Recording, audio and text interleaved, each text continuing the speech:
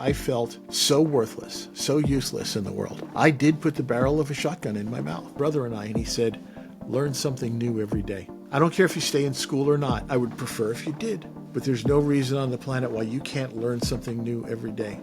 Don't say you don't know how to do something until you try to learn how to do it. You see, those good characters, in this situation, it saved life. As parents, we need to be better. And for any child out there that is going through bullying, as John mentioned, remember that you matter, and other people also, they go through things, so don't let it affect you. Just keep moving forward. You're strong, you're better than whatever they're saying about you.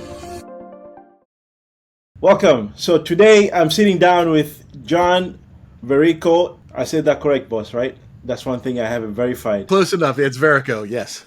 John Verrico, my friend, thank you so much, sir. He's the man who went from being bullied as an undersized kid to becoming a Navy Master Chief, government communications expert, and motivational speaker who teaches people to keep their torches lit and their monsters at bay. So with over 40 years in public affairs, John has been everything from a stand-up comic to a disco dance instructor to a former president of the National Association Government Communicators. But here's what makes John special. He earned his greatest life lessons from classic monster movies, discovering that the little guy can always win. So if you have ever felt just overwhelmed by life challenges or wondered how to communicate with confidence in any situation, John is going to show you how to become the hero of your own story. My friend, thanks so much for being here. I apologize, I hope I didn't butcher any background there, my friend. No, thank you. You made me sound really special and important. I appreciate that. Yes, you are, my friend. You are special, sir. Thanks so much for doing this. I know this is about parenthood, and initially I started talking to parents and see how we can have better, relations between each other as parents and also between us and the kids. So this is all about that. Also, you can talk about your parents. So maybe you can talk a little bit about, your mom and dad and stuff like that. What kind of life lessons they've given you along the way that you're still using it today. Absolutely. And thank you for this opportunity, Suli. So first of all, let me clarify. I do not have children of my own. My wife and I was in the Navy at the time when we met, and I was overseas quite often, usually gone on a deployment for, anywhere from 6 to 8 to 9 months at a time. So the 3 years that we spent dating before we got married, we only spent about 9 months in each other's physical presence. So when we got married, we decided, let's wait a little bit before we have children. Let's be a couple for a while. And we figured we'll wait like 5 years. So we're now approaching our 40th anniversary and wound up not having children of our own, but we just decided we enjoyed each other. But in the course of our lives, we've met some wonderful people. And one of those people was a young woman who came from a broken home. She was a good kid. She was a teenager, just kind of searching, kind of soul searching and trying to figure out where she fit in the world. And at the time, my wife and I were managing a band. It was a blues band led by one of the former Monkees, Peter Tork. And so here this young teen girl comes out, and she's a fan of the Monkees because she saw them playing on Nickelodeon. And so there's a whole new generation of kids, new fans. And so she would come out to see the band. Like I said, she was a good kid. She just didn't seem to have good adult role models. And she was really kind of looking for people who had good relationships. And because her family had divorced, she didn't have that. She saw the relationship my wife and I had. And she kind of started to cling and hang around us to kind of get a feel for what that kind of a relationship was. So we took her under our wing. She started referring to us as mom and dad. We started calling her our daughter, and it's been a well over 20-year relationship. She's in her 40s now. She still calls us mom and dad. We still call her our daughter, and it's probably the greatest relationship. What I like about it, Suli, is I'll tell you, no pain of childbirth for my wife. I didn't have to change any stinky diapers. We didn't have to pay for college, and now we have somebody to take care of us in our old age. Amazing. She says, look, wait a minute, Dad, now, you weren't there changing my diapers. I'm not going to be changing your diapers. She goes, but I'll hire somebody to do it. There you go. There you go. Oh, man, she. But I wanted to preface that, the whole conversation with that, because I think we forget in life that our purpose here is to reach out and help others. You mentioned my being a bullied youth in school. And I was a little kid. I was very little. I was 5'3" and weighed 110 pounds when I graduated high school at the age of 18. So I was a little guy in school. I got picked on, by bullies a lot. I was an extrovert. I wanted attention. I wanted to interact with other people. But I was forced to be more of an introvert because when I drew attention to myself, I got beat up. As I got a little bit older, and you mentioned disco dance instructing, the disco era was when I kind of started developing some self-confidence when I learned how to dance. And then I took it to the next level and I started teaching others to do some of these special moves, primarily for competition purposes. And I realized that I was enjoying not the attention I was getting, but the fact that I was helping them get the attention they so desperately craved and helping them to win competitions. And as I got into the workforce and I saw bullying behavior in the workforce and watching how some bosses would take credit for the work that their employees did or would belittle people, I was just determined to fight that any way I could. And so I did it subversively. And the way I did it was I worked really hard to get recognition for the people who were actually doing the work. And so I was in journalist and a public affairs guy, and what I did was I focused on telling the stories of the people doing the work and ignoring the people who were in charge. Right. Ignoring the politics. Yes. Yes. Oh, 42 years. 42 years between military and government service, and I avoided politics for that entire time. I didn't care who was in charge, what party, it didn't make a difference. I focused on the work, the important work that the agencies were doing and the people who were doing the work. So when a reporter would call and they wanted to know about this policy, I'm like, fine, yeah, you can talk to these leaders on the policy. Let me introduce you to this person who is the scientist who found this issue upon which that policy is based. That's right. That's the way and throughout my whole life and career, I have found I was just born, I guess, to be a mentor for others and to help other people to be successful. Because I don't want anyone to feel like I was made to feel when I was a kid. That is powerful. And I met somebody else that was bullied in the healthcare industry. He has made it his intention to really address that issue and, come up with ways to avoid it, to fight it going forward. And recently, my guest, Jason, he's a martial artist instructor. We were talking about bullying and he said, something powerful. Like back in the days where somebody will bully us, we'll be having that break between after school until the next day I'm safe at home. The next day in the morning, it starts again. But nowadays, our kids, they have it worse. There's something called cyberbullying. It's a constant... Yes, I got to a point, and I'll say this, online. I got to a point where I felt so worthless, so useless in the world. I did put the barrel of a shotgun in my mouth. The only reason why I did not pull the trigger was because my mother was a clean freak, and I knew she'd have to clean up the mess after me, and I didn't want to do that to her. Let me tell you a little bit you asked me to talk a little bit about my parents. My mother was in the early 50s, was actually one of the Rockettes. She was a performer. She was a dancer, and she was part of the June Taylor dancers. And then she met my father, who was a blue-collar guy, hard-working blue-collar guy. And she gave all of that fame and performance stuff up to marry and have a family and all of that. My dad he had to leave school early in life because his father was an alcoholic and abandoned the family and ultimately died on the streets as a wino. But my dad had to leave school at the age of 13 and start working to try to help support his mother and his siblings. And he basically said, there's no job beneath you, and you need to, and if I don't know how to do something, I'm going to learn how to do it. Somebody needs a house painted, I'm going to learn how to paint a house. Somebody needs carpentry done, I will learn how to do that carpentry. Whatever it was, he would learn how to do it. And he instilled an ethic in my brother and I, and he said, learn something new every day. I don't care if you stay in school or not. I would prefer if you did. But there's no reason on the planet why you can't learn something new every day. Don't say you don't know how to do something until you've tried to learn how to do it. Don't say you don't like something until you've experienced it. Don't say don't like that food unless you've tasted it. And the most important lesson of all was he taught us, don't say you don't like that person until you've given them a chance. And so this is what I learned from this hard, blue collar guy who literally worked, physically every day of his life. My parents ultimately did get divorced when I was in high school. So in the 70s, we had a relationship with Dad who would teach us all kinds of ethics like that and take us out on outdoor adventures. And then we had Mom, who was a city woman.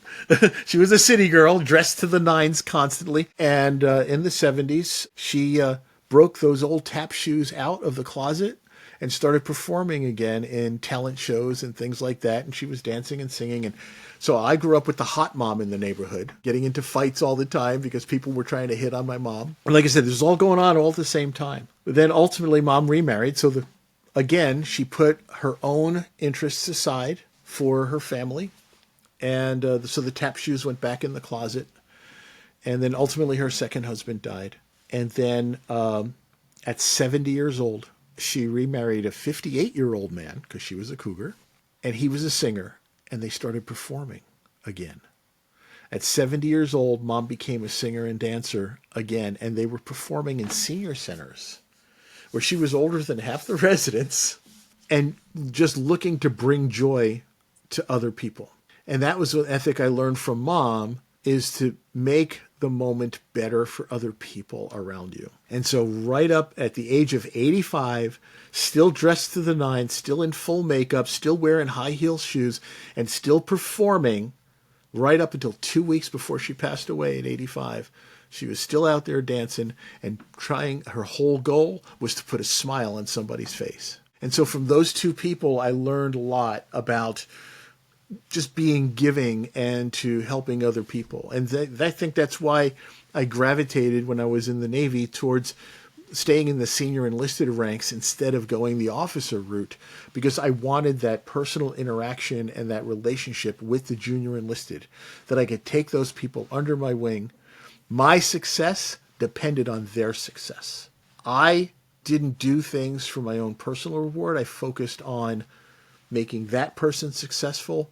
And if they succeeded, that's my thanks. Powerful. And that should be the goal for any person that is doing business. Unfortunately, sometimes folks do not have that. And you can see they can be successful, but I think it's a temporary thing. But I think the most successful and powerful win is when your goal is to make sure that your client is going to the next level in terms of like your intention is them, your focus is them, not you. No matter what it is you do in life. If you think about it, there's nothing on the planet that we can do by ourselves. You big CEO, you got all this money, you got all these people working for you, you think you're God and all that. But you realize if you think about it, you can't do what you do if somebody's not taking the trash out.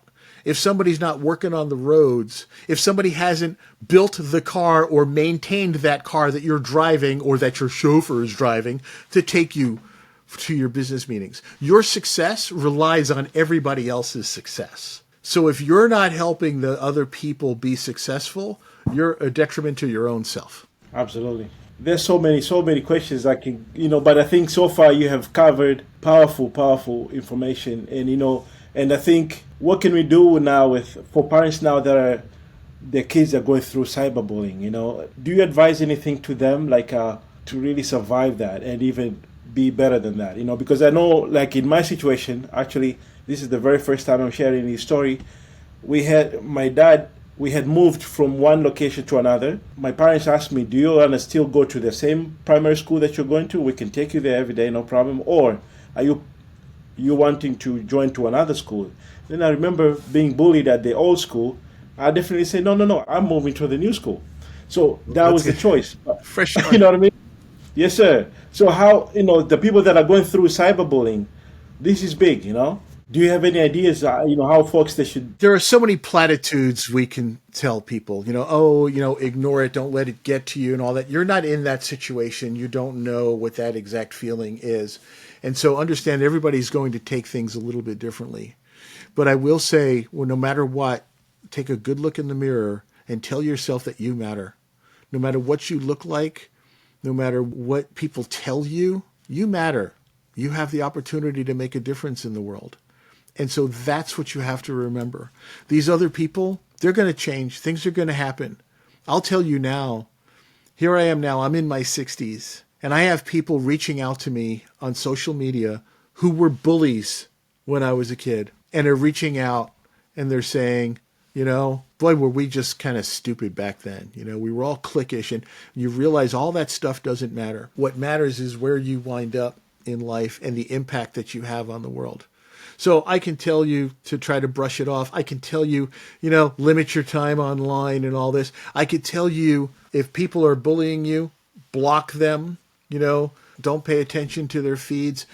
Go on and listen to podcasts like this where you get good, positive information and support. But know that no matter what, here's the most important message. You're not alone. There are so many other people out there who maybe not going through exactly the same thing, maybe not feeling exactly the same way you are, maybe not having exactly the same kind of bullying you're going through, but they're going through something.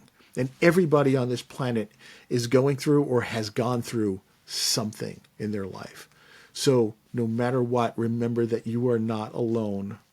And that in itself should be help to you. So take a look in the mirror, look at yourself, love yourself, and remind yourself that you matter and you're not alone. Enough said. Boss, we can talk about many more questions, but I think, what we have discussed a little bit and what you have shared is very, very powerful. I think I'd rather have people have that. You see the power of your parents, how when you're about to do something really, damaging to yourself and to them, you stopped because you remember how, let's say with mom being very careful with being a quote unquote clean freak. And you see those good characters, they save, in this situation, he saved life, So as parents, we need to be better. And for any child out there that is going through bullying, as John mentioned, remember that you matter, and other people also, they go through things. So don't let it affect you. Just keep moving forward. You're strong. You're better than whatever they're saying about you. So this is very powerful, John. Thanks so much for sharing that. There's a thought I'll throw out there, and it's an ancient proverb, and it says that if you live long enough, everything will happen to you. Which sounds like, well, boy. But it means at some point in your life, you'll be doing well. Sometimes maybe not. You'll have money. You'll need money. You'll be hungry. You'll be full. At different points in your life, you'll be experiencing something. In one chapter of your life, you may be the hero of the story. In another chapter of your life, you may be the victim. Another chapter of your life, you may very well be the villain in someone else's story. You might not even realize that. So you have impact and power in everything that you do. So remember that. If you cut somebody off in traffic, you may have ruined their whole day. Maybe they were in a hurry to get to the hospital. You have no idea of how you've impacted that other person. And at the same time, if you smile at the person at the cash register, that you boost that person just that much. And that person now smiles at the next person in line. And that person was having a really miserable day. But that smile just helped to transform it. We've got power in everything that we do. Wow. Powerful. John, how can folks find you, my friend? Hey, I'm not hiding. I'm out there on social media. You can find me on LinkedIn, on Facebook. My Facebook is John Verrico Speaks. I'm John Verrico on LinkedIn. I'm on Instagram as John Verrico. I've got a webpage, johnverrico.com. And no, it's not about ego. It's just that it was easier to get stuff under my name. My company is called Share Your Fire. It's called John Verrico Share Your Fire. And the reason where that comes from, by the way, is from monster movies. And I'll tell you that right now. In the old classic monster movies, the monsters always succeeded by hiding in the dark. And when people would go after the monsters, they would carry a torch, not because of the fire and the damage the fire would cause, although sometimes that was used in the movies, but mostly for the light that torch brings. Monsters can't survive in the darkness. Once they're brought to light and you reveal who they really are, the same thing with bullies. Once their behavior is brought to light and you start to see who they really are, they can no longer have an impact. So bringing that light of the torch has become my symbol And the TORCH is also an acronym, and it stands for those things that we need and that we need to share with others. And that is trust, opportunity, respect, communication, and humanity. Yes, sir. Honored to have known you. I've been in the mastermind with you, and I'm taking notes in so many aspects. I hope to be doing what you've been doing, my friend, and but in a better way, because you'll be coaching me. So I look forward to that. Thanks so much, John, for doing this, my friend. Thank you, Sule. It's been an honor to be on the show with you. Thank you. Awesome. So guys, please subscribe to Dadpuzzles. I'll be sharing John's contact and information. Please give him a follow. And thank you again for tuning in. Until next time. Thank you.